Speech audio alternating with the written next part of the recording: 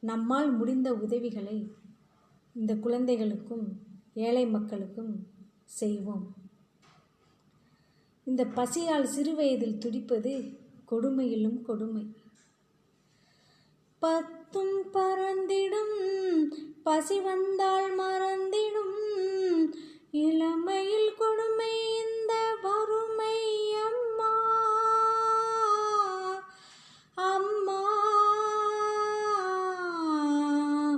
அம்மம்மா.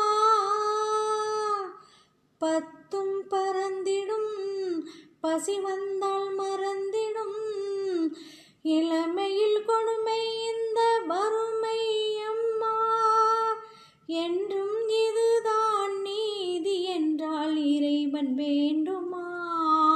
என்றும்